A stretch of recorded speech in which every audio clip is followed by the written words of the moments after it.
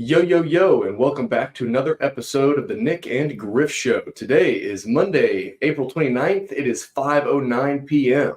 I am jumping into a quick little article read actually written by myself this week. I'm not going to waste too much time, so let's jump into it.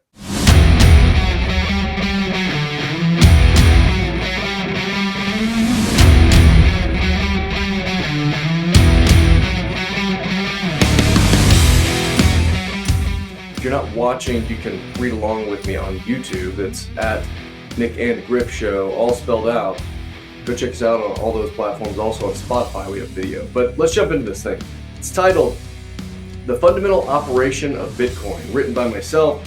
This was in March on the 10th of 2024. I also wrote an executive summary in here. Read that yourself if you'd like to, but for now, we're just going to jump into the full essay. The fundamental operation of Bitcoin.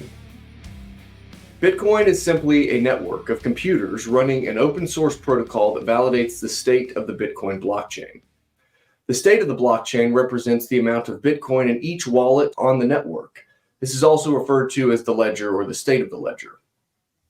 People all over the world are using the Bitcoin network for many different reasons, and these are the primary ways they may do so: transacting or holding Bitcoin, validating the state of the ledger, or mining Bitcoin. Before increasing altitude and thinking about the investment thesis or the positive societal impacts or how it's unlocking once lost natural resources and human capital, I see it helpful to understand the basic operation of the Bitcoin network. Bitcoin is a distributed ledger technology where nodes, computers which hold the entire history of the blockchain and validate compliance with the protocol, continually validate the state of the ledger as new transactions are seeking final settlement. In order for transactions to be settled on the network, they must be added to a block of transactions and computationally in cyberspace be welded to the blockchain. The blockchain is the ledger of ownership. That process of cyberspace computational welding within the Bitcoin network is commonly known as proof of work, POW, or mining for short. Proof of work means exactly what it says. Miners must prove their honest work by expending computational hash power. But why would anyone want to utilize this network that continually validates the ownership of the individual units, Bitcoin with a lowercase b, or fractions of units, Satoshis or sats? The value of private property rights, our relationship with money, money's impact in our making sense of the economic reality around us, and the characteristics of money must be optimized for are beyond the scope of this writing. If you've not done your homework on these concepts yet, I highly recommend you read The Bitcoin Standard by Saifedean Ammous. If you have done your reading, you know the conclusion is that people seek to store their economic value in that which has the highest stock-to-flow ratio. Now, Bitcoin. Moving forward, Bitcoin with a big B represents the network in whole, and Bitcoin with a little b represents the monetary asset one may own. Bitcoin's protocol dictates that there will only ever be 21 million Bitcoin to ever exist, and it also dictates the issuance schedule of those new Bitcoin. Interestingly enough, the network enforces these at the same time it's computationally welding new blocks to the blockchain in cyberspace via proof of work.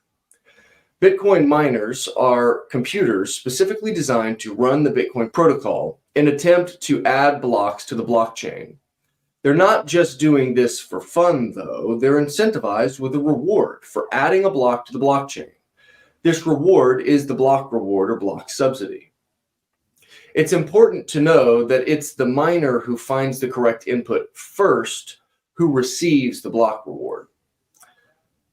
The Bitcoin protocol dictates that in order to transfer Bitcoin on the network, a transaction must first be created. It must be added into a block. That block must be mined into the network via proof of work. The network of nodes must validate that block as in compliance with the network rules, and if it's validated by the network of nodes, it's deemed settled. The Bitcoin miner that mined this block into the network earns newly created Bitcoin as a reward, but there's much more to it. In 2009, when the Bitcoin protocol was set into motion, the miner that added a block to the blockchain received 50 Bitcoin per block. You might think the Bitcoin miners would increase their production of blocks to earn more Bitcoin by speeding up and innovating their mining computers. but the protocol dictates a difficulty adjustment that regulates the rate at which new blocks are added to the blockchain. The inner process of proof of work mining is simply a computer guessing to find the correct input that produces a predetermined output, where that output is determined by the difficulty adjustment. There's no better way to find that input than by guessing or hashing as fast as possible. Bitcoin mining computers have progressed rapidly in efficiency in that guessing game. However, to truly increase the miner's probability of mining the next block and therefore earning the reward, they must scale their operation to many more than just one mining computer. In the process of seeking the block reward, there comes increasingly more computational power, or hash power. The difficulty adjustment adjusts up or down every 2016 blocks added to the blockchain based on the total computational power of the globally distributed and decentralized Bitcoin network, in order to regulate that one block is added to the blockchain every 10 minutes. So the more mining computers powered up on the network, the harder it becomes to find the correct input which produces the predetermined output. With the difficulty adjustment, we know blocks will be produced every 10 minutes. We also know that the first miner who finds the correct input earns a block reward for the computationally intense work done. So how is the supply capped if new Bitcoin are produced every 10 minutes? The Bitcoin protocol also dictates what's known as the halving, also referred to as the halving cycle or halving epoch. The halving cycle commands that every 210,000 blocks added to the blockchain, the block reward is reduced by half. When the creator of Bitcoin, Satoshi Nakamoto, set Bitcoin into action, the block reward was 50 Bitcoin per block. In 2012, that reward reduced to 25, then again in 2016 to 12.5, and as of writing this, we're in the 6.25 block reward epoch. An epoch is from beginning to end of each 210,000 block interval. This year in 2024, the block reward will reduce by half again to a mere 3.125 Bitcoin produced every 10 minutes. Together, the difficulty adjustment and halving cycle regulate the production of new Bitcoin, and what follows is a capped supply. Side note, we have officially had our fourth halving. We are now in the block reward era or epoch of 3.125 Bitcoin. So that's cool. Now there's a very important detail we've not yet covered, and that's block validation. Bitcoin miners procure energy, power and run mining computers, and may find that correct input first in order to add a block to the blockchain. But before they can earn the block reward, the block they propose to add to the blockchain must first be validated as in compliance with the protocol by the entire globally distributed network of nodes. Simply put, nodes have a rulebook that each block must be in compliance with, and if it's not, it's rejected from the network as invalid. An important thing to note here is that mining Bitcoin via proof of work requires resource-intensive work to be done, whereas validation of the blockchain is virtually zero. And remember that there is no central copy of the ledger. Every individual node on the network can validate for themselves the state of the ledger, and to run a node yourself requires some hardware that may cost a few $100s in today's prices, power, an internet connection, and a few hours to learn to operate it.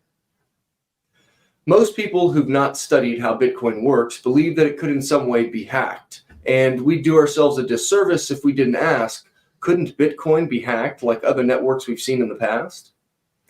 Stated in the opening sentence, Bitcoin is an open source protocol anyone can download and run on their computer, by which they join the network. They can follow the protocol, and they can even make any change to the protocol they run. However, their protocol will no longer be in compliance with the Bitcoin protocol and will therefore be rejected from the network, and this will also create a new network with the alternative protocol, including those who decide to join. The Bitcoin network is nothing more than a network of individual computers operating with the same set of protocols and seeking to protect those protocols, as those operating nodes have a vested interest in the integrity of the network. Another way someone may try hacking Bitcoin could be an attempted 51% attack. This is where some coordinated effort gains control of 51% or more of the hash rate of the network. The hash rate is the total number of guesses or hashes the miners are doing in a given time frame while trying to find the correct input. The current hash rate is about 588.05 terahashes per second, or 588,053,367, dare I say all these numbers, hashes per second, or there's a written format, 588 quintillion and the rest hashes per second. Tons of hashes per second is what we're saying here.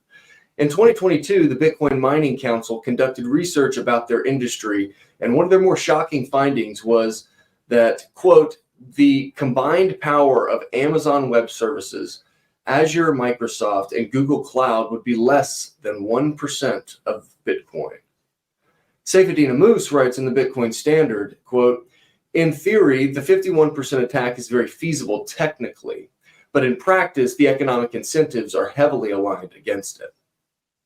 The Bitcoin network is the most computationally powerful network in human history.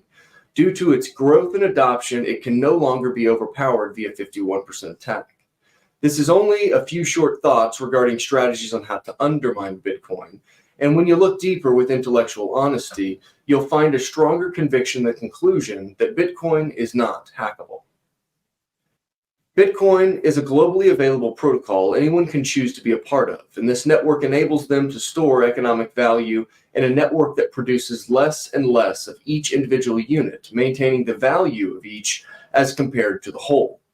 This illustrates Bitcoin's high stock-to-flow ratio. In the process of maintaining continual updates of ownership via Bitcoin mining and node validation, the network regulates Bitcoin production in compliance with the network protocol. It does all this with zero trust in some other party.